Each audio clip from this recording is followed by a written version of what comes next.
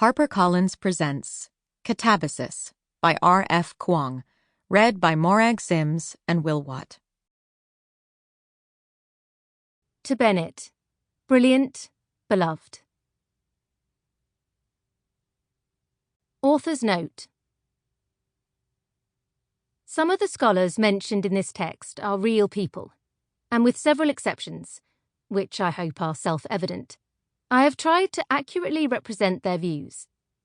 Derek Parfit's Reasons and Persons was indeed published in 1984, which is convenient for my timeline.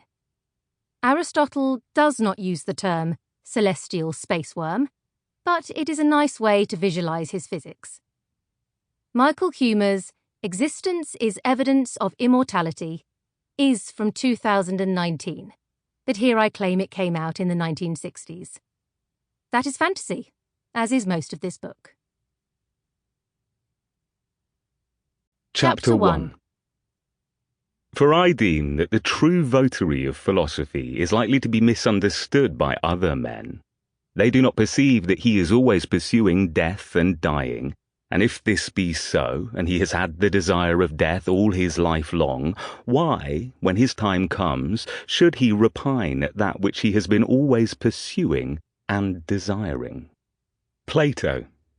Phaedo. Cambridge, Michaelmas term, October. The wind bit, the sun hid, and on the first day of class, when she ought to have been lecturing undergraduates about the dangers of using the Cartesian severance spell to revise without p-breaks, Alice Law set out to rescue her advisor's soul from the 8 courts of hell. It was a terrible, gruesome accident that killed Professor Jacob Grimes, and from a certain point of view, it was her fault. And so for reasons of both moral obligation and self-interest, for without Professor Grimes she had no committee chair, and without a committee chair she could not defend her dissertation, graduate, or apply successfully for a tenure-track job in analytic magic. Alice found it necessary to beg for his life back from King Yama the Merciful, ruler of the underworld. This was no small undertaking. Over the past month she had become a self-taught expert in Tartarology, which was not one of her subfields. These days it was not anyone's subfield, as Tartarologists rarely survive to publish their work.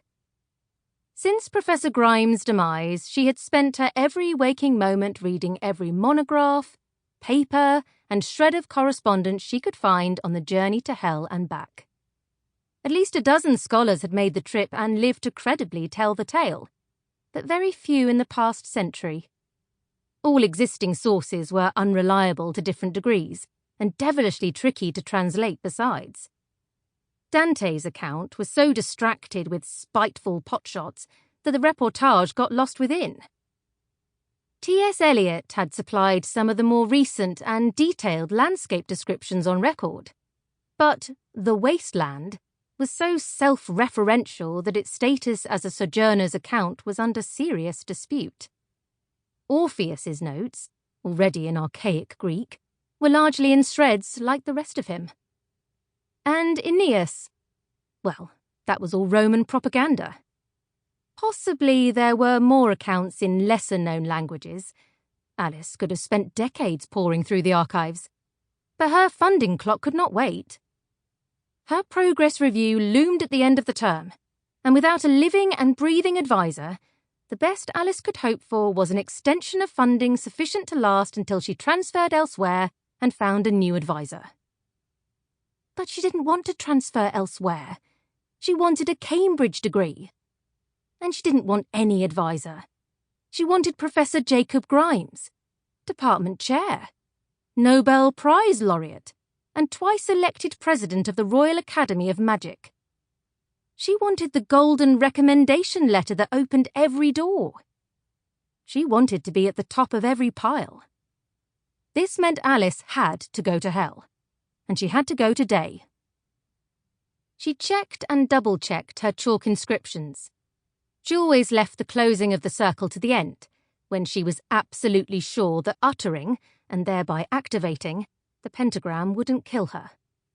One always had to be sure. Magic demanded precision. Sample complete. Ready to continue?